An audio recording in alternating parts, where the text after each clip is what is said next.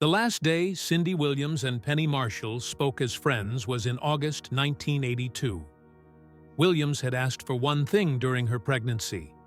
The answer she got was so cruel, she walked away from millions of dollars and never looked back. Their hit show died. Their friendship died. For 30 years, silence. The entertainment industry buried what really happened in those final negotiations. But the truth reveals a system that forced a pregnant woman to choose between her baby and her career. What they demanded of Williams was unthinkable. Penny Marshall's childhood in the Bronx felt loud and alive from the moment she opened her eyes in 1943. She grew up at 3235 Grand Concourse, a place that somehow gathered future giants in one building. Neil Simon lived there. Calvin Klein grew up there. Ralph Lauren did too. Even Paddy Chayefsky passed through those halls. Penny was surrounded by talent long before she understood what that meant. Her mother was a strict dance teacher who pushed her into tap shoes when she was just 3. Soon she was performing with the Marshallettes at local events, tiny feet punching out rhythms while her mother shouted counts from the side. The apartment was cramped, but it buzzed with music, stories, and the steady whir of her father's industrial film reels. Every day, the tap shoes clicked across their floor, and Penny soaked up discipline and showmanship without even trying. It settled into her bones. Her talent grew quickly. By 3, she was choreographing little routines with the Marshallettes. By 6, she was helping her mother teach other kids. She learned how to be funny without stopping the beat. She learned how to be serious without losing the room. And by the time she reached her teens, she was a dancer, a teacher, and someone who could already feel the pull of performance deep inside. Those early years shaped her in ways she would not understand until much later.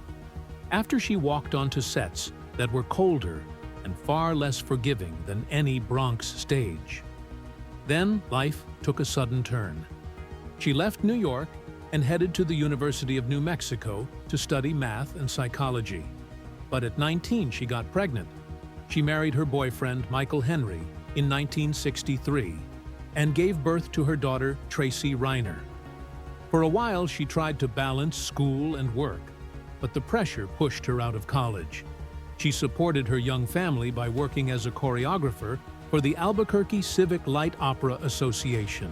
The marriage collapsed after 3 years, and in 1966 she faced the world as a single mother, with almost nothing. That moment forced her to toughen up. It pushed her to aim higher because she wanted something better for Tracy. In 1967, she moved to Los Angeles. She struggled as a secretary and grabbed any small performance job she could. She slid into her brother Gary Marshall's creative circle, where writers, actors, and comedians drifted through the house at all hours. Gary encouraged her to try acting classes and slipped her tiny roles in his projects. Penny took every one. She played oddball characters in commercials. She leaned into the awkward parts that made other actresses nervous. One commercial even cast her as the messy-looking before girl with stringy hair, while Farrah Fawcett played the glamorous after. Penny laughed about it later, but at the time, it stung. Still, she learned to embrace her offbeat charm. It became a weapon. These small roles built her piece by piece. She kept showing up. She kept trying.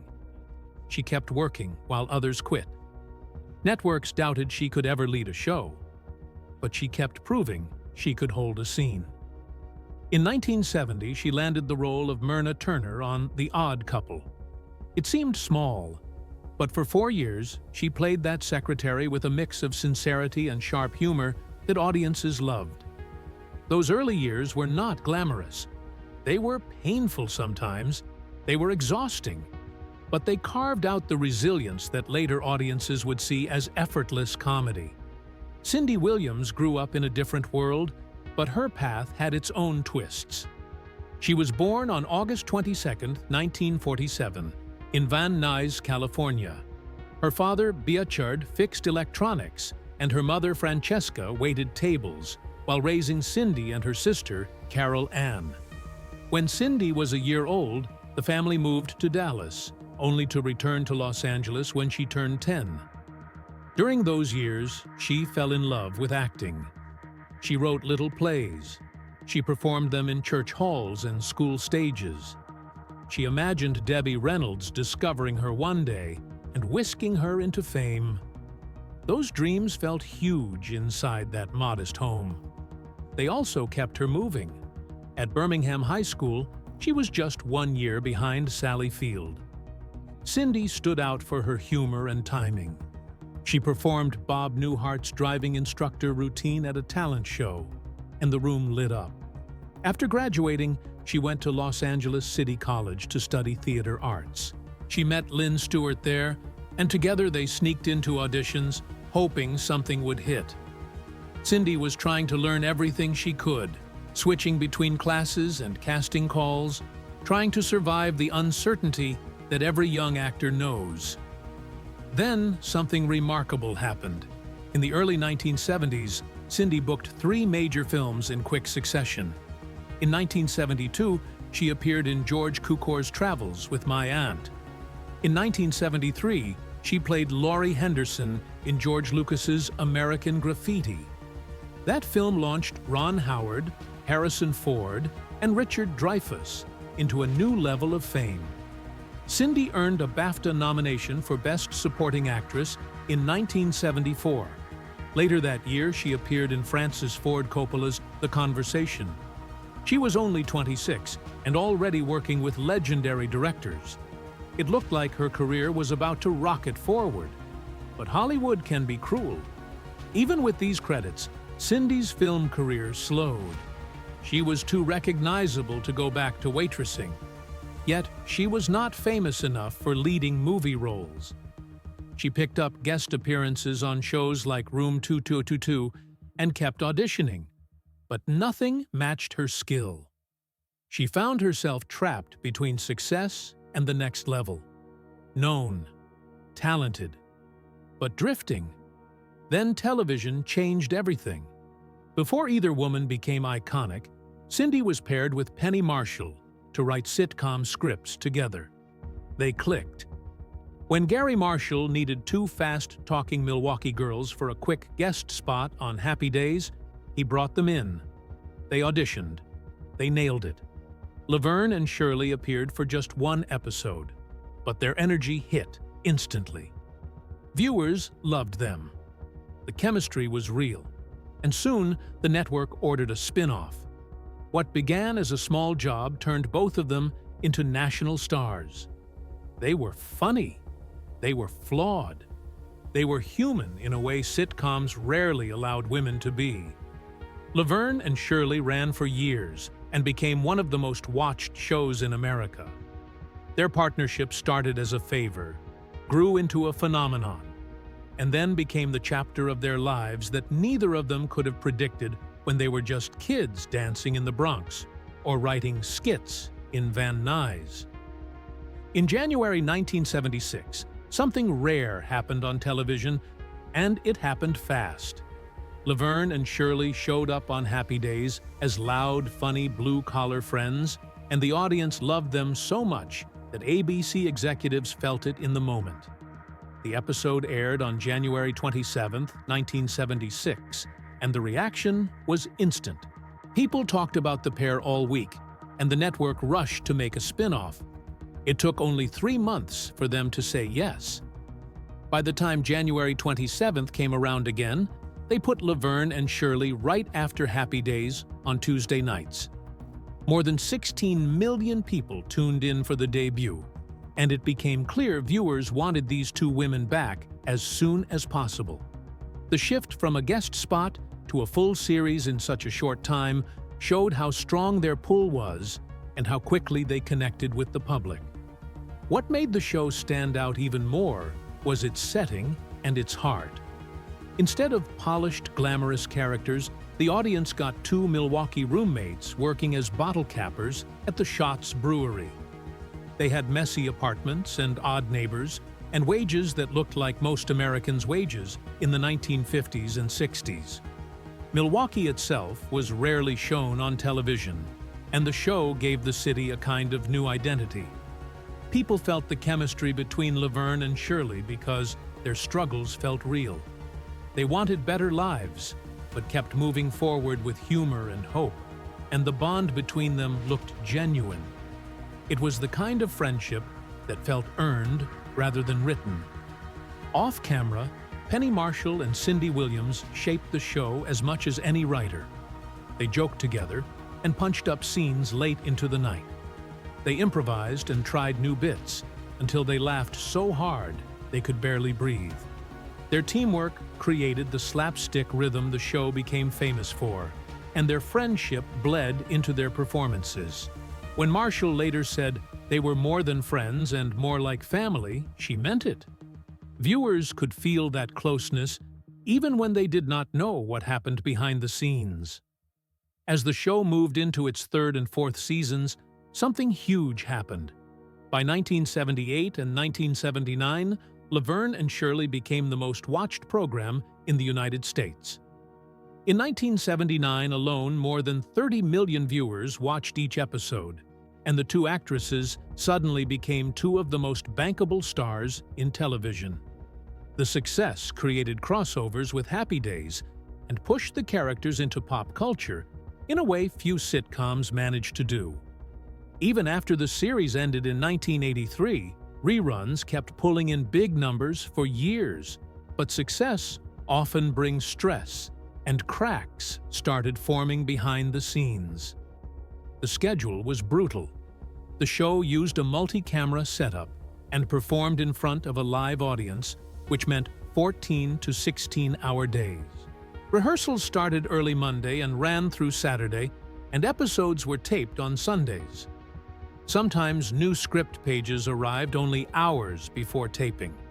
Cindy Williams later said she was so tired she could not fall asleep at night and sometimes drifted off between takes.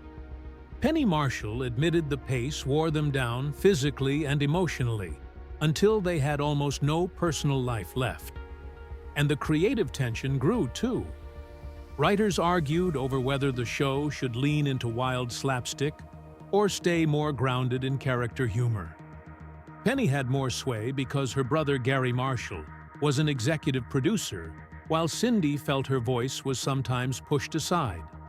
Fights broke out over jokes and scenes, and writers cycled in and out because so few could handle the pressure. Reports described infighting, yelling, and cursing that filled the set.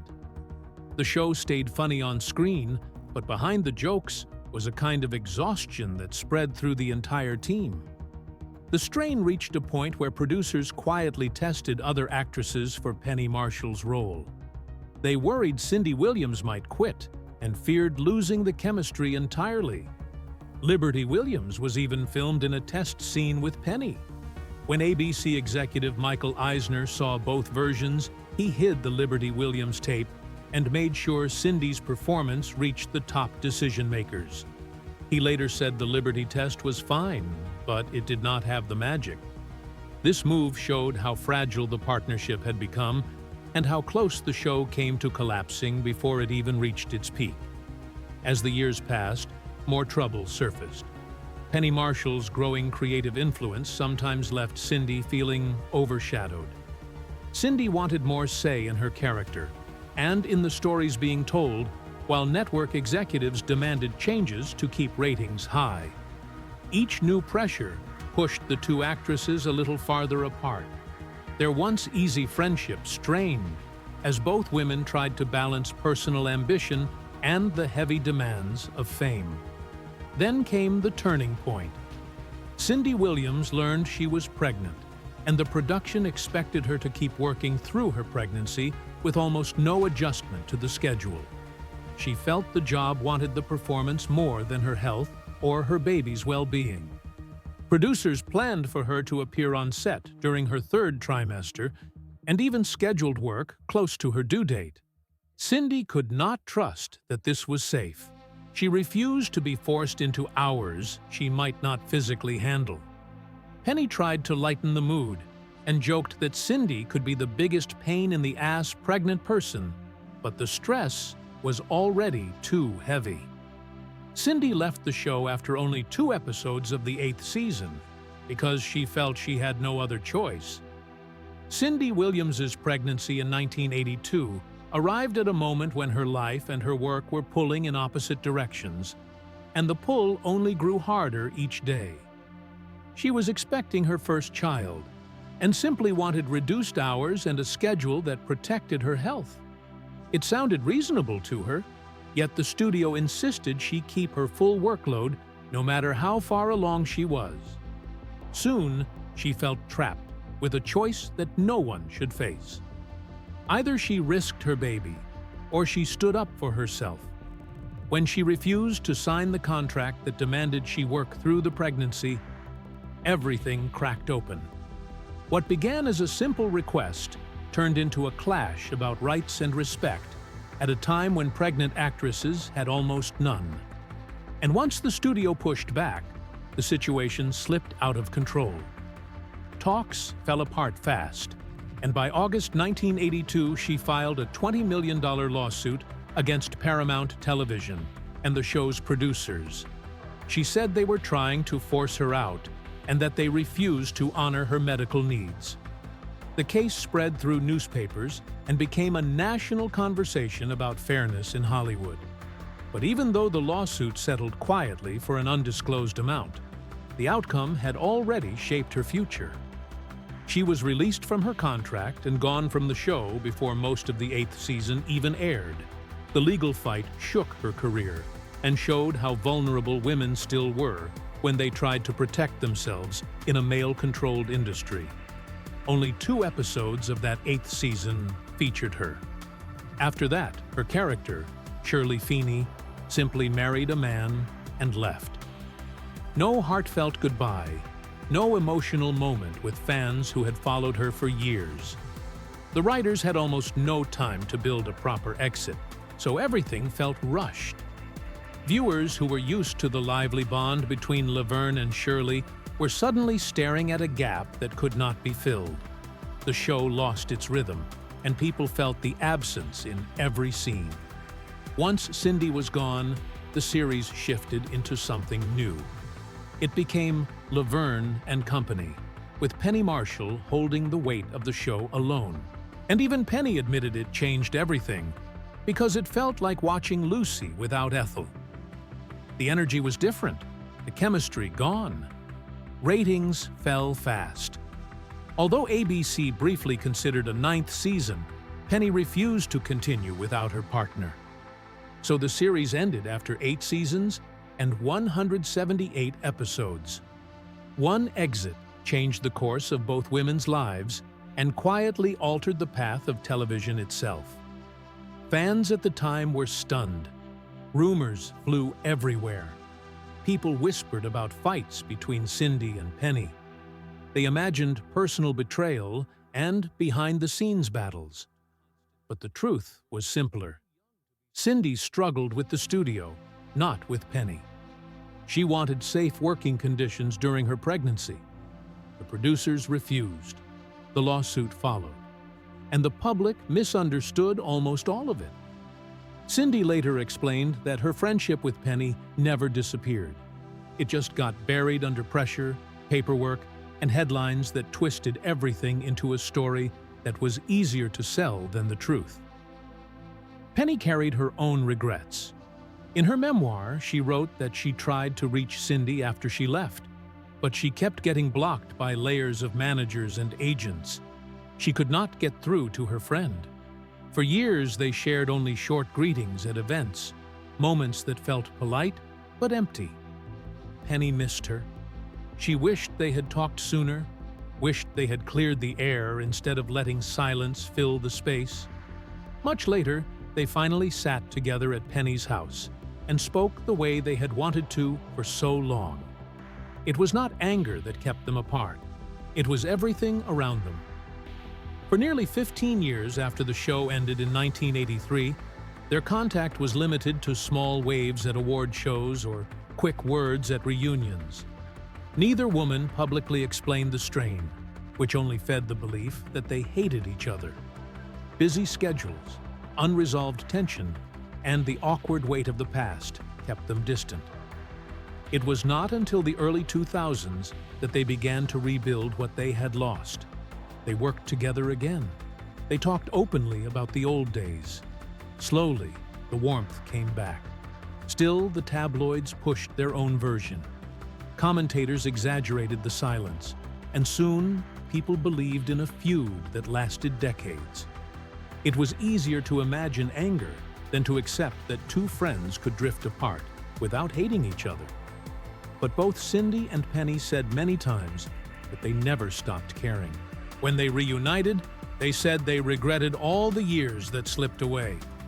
Their bond had been real from the start, and in the end it stayed that way. It started in 2000 when Penny Marshall picked up a message from David Lander. He told her that Cindy Williams's marriage to Bill Hudson was falling apart and that Cindy was struggling. Penny felt something move inside her as she read it. She had always carried a soft spot for Cindy, but things had been strained ever since Cindy walked away from Laverne and Shirley in 1982. Still, this news felt different. It felt like a small door had opened that she had been waiting on for years. She realized she could reach out as a friend instead of a coworker. She had seen Cindy now and then at TV Land events, but those moments were quick and polite. Nothing real, nothing warm. So she held the message close and felt ready to bridge the gap they never knew how to cross. A little while later, after Cindy finished a stage play in 2000, she came to Penny's house. The moment felt heavy and overdue. They sat down and finally talked about the wound that had stayed open since their split on the show. Penny wrote later that they had the conversation she had wished for 15 years earlier. As they sat together, things poured out. The misunderstandings, the hurt feelings, the way both sides had stayed silent when they should have talked. Cindy admitted she had missed Penny more than she ever let herself say, and Penny felt the same. Slowly, the air between them softened. It felt like they were peeling back years in minutes, and by the time they stood up again, that old bond had started to breathe again. Penny kept thinking about how long she had wanted this. The show had ended in 1983. 15 full years passed without either of them saying the things that needed to be said. Now, the truth finally came out. Cindy confessed she wished she had stayed in touch. Penny admitted her own frustration, but the honesty cleared something inside both of them. Penny later said they had shared too much of their lives for her to ever see Cindy as anything other than someone special. That simple thought revealed how deep their connection had always been. After that talk at Penny's house, something new began. Their private healing made it possible for them to step back into the public eye together. They appeared on reunion specials, gave nostalgic interviews, and even sat side by side on talk shows again. The spark that fans remembered was still there, and people loved seeing them together after so many years. The emotional work they did in private allowed them to show a united front in public. Their reunions on ABC and Nickelodeon carried a warm glow that fans had not seen in decades. Still, not everything was smooth right away. Even during their 20-year ABC reunion in 1995, aired on May 22nd, some people watching felt there was tension hiding under the laughs. They revisited their old characters and shared memories, but a little stiffness showed through. Friends and close watchers sensed it. The weight of their past was still there, and it took more years before the cracks fully healed. But even then, you could see the care between them. It just needed time to settle. While all this was happening, Penny Marshall was building a career that changed Hollywood. Her first big step came with Jumpin' Jack Flash in 1986, which earned $25.5 million in the United States. then came big in 1988 with Tom Hanks. That movie made history by becoming the first film directed by a woman to pass the $100 million mark at the domestic box office. It ended with $116 million in the United States alone. Her next major hit was Awakenings in 1990 with Robin Williams and Robert De Niro, a film praised everywhere and honored with Academy Award nominations. Then came A League of Their Own in 1992, a film that became a cultural landmark and showed audiences something they had never seen before. Penny kept proving that her voice mattered in a world where few women had power behind the camera. And decades later, her impact still feels strong. Cindy Williams followed a quieter path. After the wild success of Laverne and Shirley, she did not reach the same heights of fame. But she worked steadily and found her own rhythm. She starred in Euphoria in 1985. She made guest appearances on shows like 8 Simple Rules, Lois and Clark, Touched by an Angel, and Law and Order SVU throughout the 1990s and 2000s. In 2007, she stepped onto Broadway as Mrs. Tottendale in The Drowsy Chaperone. Her memoir, Shirley von Jest, came out in 2015 and opened a window into her memories, her struggles, and her reflections on fame. She may not have chased blockbuster success the way Penny did, but she built a life filled with loyal fans, stage lights, and warm connections that lasted until the end. Through all the twists, both women spoke about their friendship as something rare. They remembered their early years as roommates. They remembered how easily they made each other laugh. Penny's memoir, My Mother Was Nuts, described how even during their long rift, her affection for Cindy never disappeared. Cindy said that some of the best laughs of her life were with Penny. They always knew that if they made each other laugh, the audience would follow. Their chemistry felt natural, almost like it lived in their bones. Even when they fought, even when things broke, the bond never truly left. Time kept moving.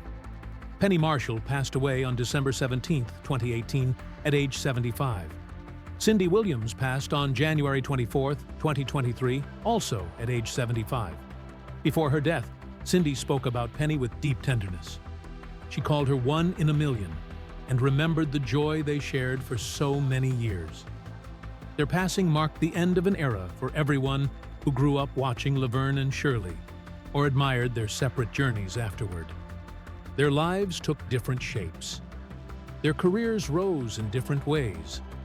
But their friendship, with all its detours and wounds and healing, remained one of the most human and unforgettable parts of their story.